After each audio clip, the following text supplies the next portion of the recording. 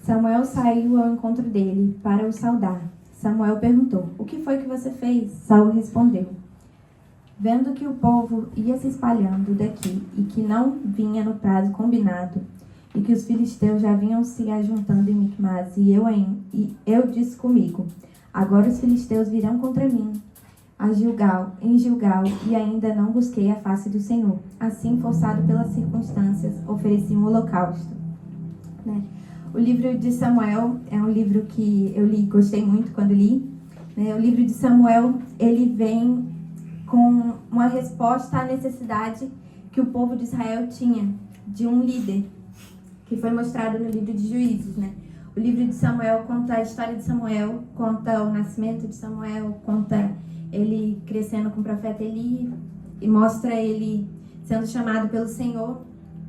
E o Senhor o torna um grande profeta, um líder do povo de Israel.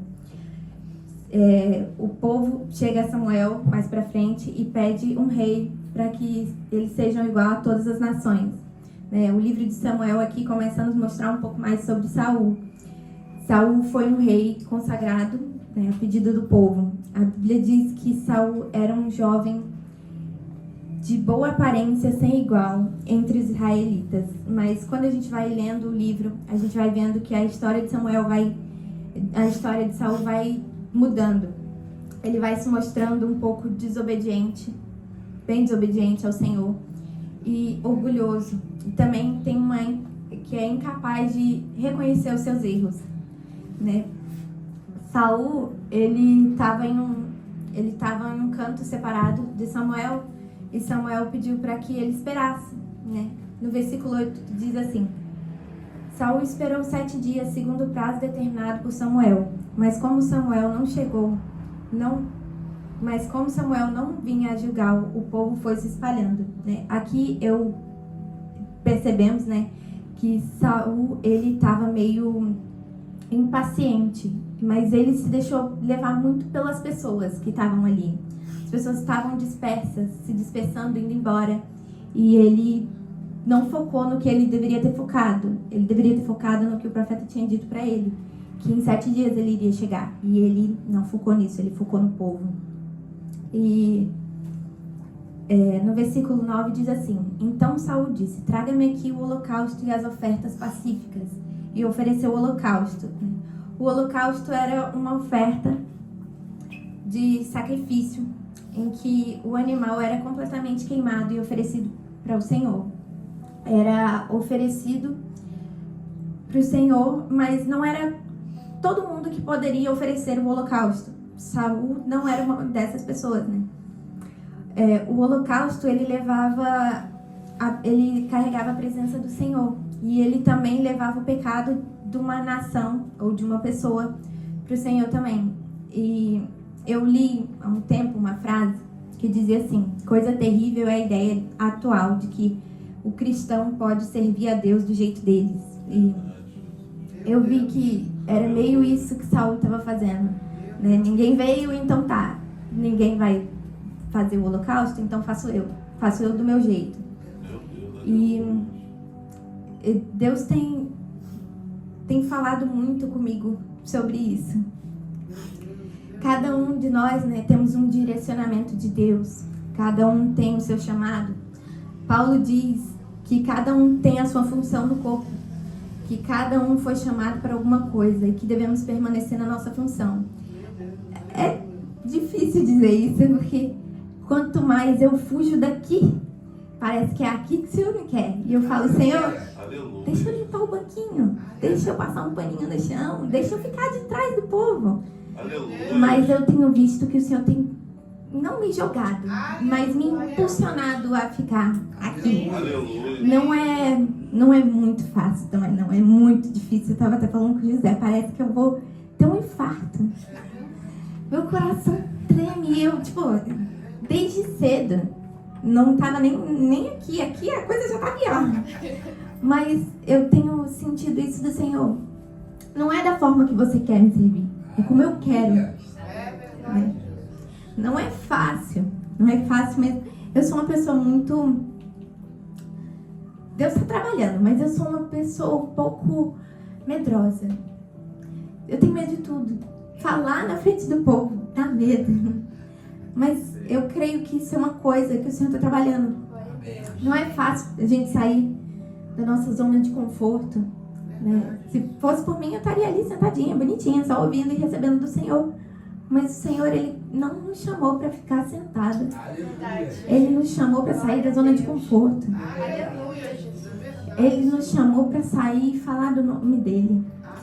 Sendo pregando ou sendo limpando um local, mas é mostrando o amor que Ele tem por servir. Né? No versículo 10 diz assim: mal tinha ele acabado de oferecer o holocausto, eis que chegou Samuel. Saul saiu ao encontro dele para o saudar. Né? Aqui eu vejo que a gente pode tirar 3 coisas importantes. Né? Tem um provérbio que diz assim: a pressa resulta em escolhas erradas. Saul, ele se apressou vendo que o povo estava indo embora, mas ele só precisava esperar um pouquinho. Ele só precisava esperar, não sei quanto tempo demorava o sacrifício, mas ele só precisava esperar mais um pouco. E Saul, ele não se importou com o que era importante para Deus, né? Ele se importou com o que era importante para os outros, né? A segunda coisa que eu também achei muito importante é onde está o nosso foco, onde estamos focados. Estamos focados em servir a Deus e agradar a Deus, ou estamos focados em agradar os homens? Ele focou no povo. Ele focou no povo e desagradou a Deus. Ele desobedeceu o Senhor e fez sacrifício sem ser autorizado pelo Senhor.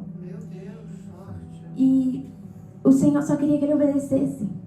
E em vez de obedecer, ele fez aquilo que o Senhor não queria, mas para agradar pessoas que não eram importantes, né? Eu volto a dizer, né? Cada um tem uma função importante, né? Saul tinha uma função importante, ele era rei, ele estava liderando o povo, o exército, e Samuel também tinha uma função, e ele meio que atropelou a função do outro, né? Não significa que a gente não vai servir, né, onde precisa. Não onde precisa, a gente vai estar lá fazendo. Mas a gente tem que focar também naquilo que o Senhor quer de nós. E dar uma atenção especial àquilo que o Senhor quer de nós. Porque isso vai agradar o Senhor, né? Terceira coisa, mais importante, né? Precisamos ser pacientes. Estamos nos tornando pessoas impacientes, pessoas imediatistas. As coisas estão muito rápidas. As coisas acontecem muito rápido. As notícias chegam muito rápido. Não sou muito velha, mas quando eu era mais nova, eu tinha um celularzinho que abria e fechava, que o meu pai comprou pra mim, que ele só servia pra ligar. Eu ligava pro meu pai e falava: olha, acabou a aula, pai, o senhor pode vir buscar? E ele só servia para aquilo.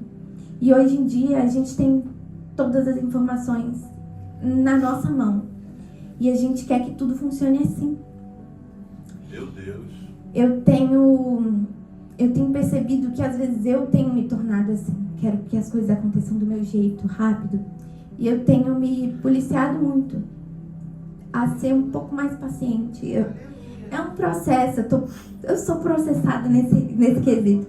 Mas o que importa é a gente focar no que o Senhor quer de nós. Focar no tempo que a gente tem com o Senhor. Se a gente ficar impaciente, se a gente não vai aproveitar o tempo com o Senhor. A gente tem que ficar em silêncio e esperar o Senhor responder. Não é no nosso tempo, não é quando a gente quer, é quando o Senhor quer. E para isso a gente tem que acalmar um pouco, ficar quieto e esperar o Senhor falar. Às vezes parece que a gente esquece que a gente tem que obedecer com o Senhor Jesus e a gente sai atropelando as coisas. Nosso Senhor, Ele era paciente, graças a Deus Ele era paciente. Eu vejo pessoas falando assim: nossa, sejam meus imitadores, assim como Paulo. Sejam meus imitadores como eu sou de Cristo. Mas não tem paciência para sentar e esperar o Senhor responder. A gente tem que aprender a ouvir o Senhor. E para isso a gente tem que parar e ficar em silêncio, né? O versículo 11 diz assim: Samuel perguntou: o que foi que você fez? Saul respondeu: vendo que o povo ia se espalhando daqui e que você não vinha no prazo combinado e que os filisteus já tinham se ajuntado em Miquimás, eu disse comigo: agora os filisteus virão contra mim e Gilgal, e ainda não busquei a face do Senhor. Assim, forçado pelas circunstâncias, eu ofereci o holocausto. A decisão de Saul de fazer o holocausto foi uma desobediência ao Senhor. Ele só precisava esperar, mas ele decidiu ver o que o povo estava, focar no povo. Ele desobedeceu ao Senhor só para agradar pessoas que às vezes ele nem iria ver de novo. Saul não estava preocupado com a presença do Senhor. Se o Saul tivesse realmente preocupado com a presença do Senhor, ele teria obedecido. O Senhor, ele quer que a gente seja obediente. A gente precisa agradar o Senhor. E a gente não vai agradar o Senhor desobedecendo Ele. Aleluia. Às vezes a gente quer agradar mais os outros do que a Deus. Às vezes agradar o outro significa desagradar a Deus. É verdade. A gente tem que escolher: agrada a Deus ou agrada os outros? Aleluia. Eu prefiro agradar a Deus. Aleluia. A gente tem que prestar muita atenção nas coisas que a gente faz, nas coisas que a gente fala, no tempo que a gente tem com o Senhor. Nós devemos ser corretos em tudo. Eu sei que não é fácil, né? Eu sei que é difícil. Às vezes a nossa carne briga com o nosso espírito e dá um jeitinho aqui, outro ali. É muito mais fácil do que fazer o que é correto. Mas o Senhor, Ele quer que a gente faça o que é correto. Graças a Deus, a gente tem um Espírito Santo que nos ajuda. Não é fácil. Muitas vezes eu falo: Senhor, tá tentando acertar, eu tô errando. Senhor, me perdoa, mas eu tô tentando, me ajuda. Mas melhor a gente desagradar todo mundo se a gente for agradar a Deus. Samuel perguntou para ele: o que você fez? E ele simplesmente deu uma desculpa. Vendo que você não vinha, eu fui e ofereci o holocausto. Estava todo mundo indo embora. Mas o Senhor não queria que ele desse uma desculpa. O Senhor queria que ele chegasse. Ele só deveria chegar a Samuel e falar: Samuel, eu errei. Eu pequei contra o Senhor. E se ele tivesse feito isso, o Senhor teria perdoado ele. Às vezes a gente dá desculpas, ao invés de chegar ao Senhor e pedir desculpas. Parece bobo, mas às vezes a gente diz com Ele, né? A gente fui forçada pelas circunstâncias a fazer isso. Não era o que eu queria, mas enfim, eu fiz. Ao invés de chegar para o Senhor e falar: Senhor, me perdoa. Não é só pedir perdão, é reconhecer. Uma coisa que ele não fez foi reconhecer que ele estava errado. Saul foi chamado para governar um povo. E ele teve um fim trágico por desobediência. Que possamos ser diferentes de Saul. Que possamos ter um coração ensinável. Que tenhamos um coração como o de Davi. Davi também foi confrontado por um profeta, né? O profeta Natan. A situação é diferente, mas ele também foi confrontado. Natan contou uma parábola, uma espécie de parábola, né, sobre dois homens, né, um homem pobre e um homem rico, que moravam numa mesma cidade. E aí o rico teve uma visita e ele não quis tirar dos seus bichos um bicho para fazer para ele, para visita.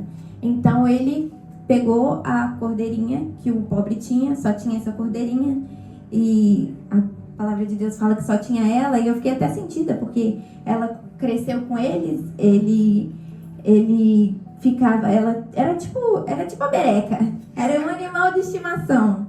Ela estava ali no meio, ela crescia com os filhos dele, ela era de casa. E aí esse cara pegou essa cordeirinha e matou a cordeirinha pro jantar ou pro almoço, não sei. Mas ele fez isso e inicialmente Davi ficou enfurecido. Aí ele queria até matar o cara. Só que o Natan falou, esse cara é você. Você é o cara da história. E aí, Davi, ele não deu uma desculpa. Davi disse... Deixa eu ver onde eu anotei para não falar besteira. Pequei contra o Senhor. Davi também, ele escreveu um salmo, que é um salmo lindo, que é o Salmo 51, que diz assim: ó Deus, eu não vou ler tudo, eu vou ler só alguns pedaços, quem quiser ler depois, lê em casa, o Salmo 51, é lindo. Ó Senhor, compadece-te de mim, segundo o teu amor, apaga as minhas transgressões, por tuas grandes misericórdias. Lava-me completamente da minha iniquidade, purifica o meu pecado, pois reconheço as minhas transgressões, e o meu pecado está sempre diante de mim. Pequei contra ti, somente contra ti, e fiz o que é mal diante dos teus olhos. Por isso a sua sentença é justa, e o teu julgamento é puro. Ele continua mais pra frente, que pra mim é uma parte que eu acho linda. Até o pastor Tiago falou um pedaço, eu falei assim, vai entrar na minha mensagem. Ó Deus, cria em mim um coração puro, renova em mim um espírito inabalável. Não me expulsas da tua presença, nem retire de mim o teu espírito, teu Santo Espírito. Restitui a alegria da tua salvação. Sustenta-me com o espírito obediente. Que possamos chegar na presença do Senhor como Davi chegou.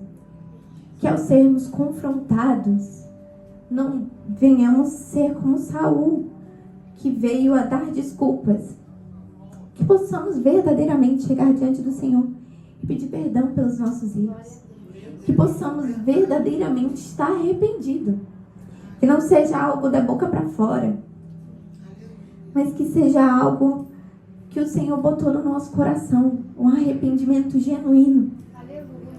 Que possamos sempre estar preocupados com a presença do Senhor.